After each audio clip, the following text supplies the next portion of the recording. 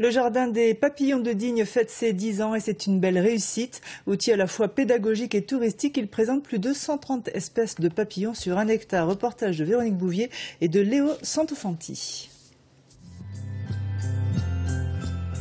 Un véritable paradis pour les papillons. Jaune, blanc, marron, du flambé à la proserpine, ils ont élu domicile dans ce coin de nature, aménagé pour eux il y a 10 ans.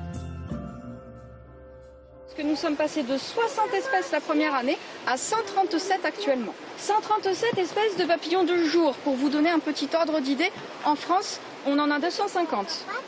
Donc vous avez ici sur un petit peu plus d'1 hectare, plus de la moitié de la faune française qui est représentée. Et le succès est au rendez-vous. Les visiteurs, petits et grands, viennent ici, séduits de découvrir les papillons en liberté. Ce qui est impressionnant, c'est le nombre de papillons qu'on a vus. Et puis c'est vrai que toute l'explication autour du cycle du papillon, sur effectivement le contexte dans lequel il vit, toute la biologie du papillon, c'est assez intéressant. Et puis à la fois adapté pour les enfants et puis les adultes.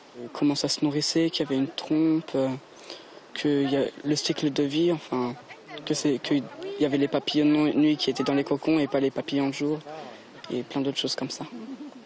Les visites sont libres ou commentées, tout est expliqué. Le cycle de vie des papillons, leur migration, leur habitat, même des conseils sont prodigués pour faire son propre jardin à papillons à la maison. Alors qu'est-ce qu'on met dans son jardin pour attirer des papillons? Alors, l'arbre à papillons, voilà, bon.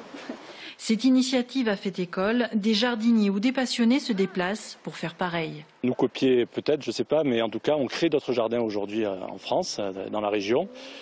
Par exemple à Marseille, dans le 14e arrondissement, sur le domaine de la Tour des Pins, avec l'IRD, l'Institut de recherche et de développement, l'Université de Provence. Donc le jardin sera inauguré en septembre prochain.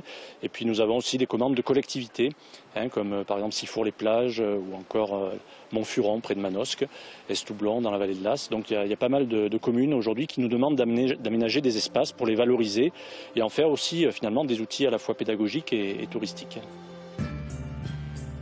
Une chose est sûre, quel que soit son intérêt pour ces petites bêtes qui volettent de partout, le spectacle est au rendez-vous.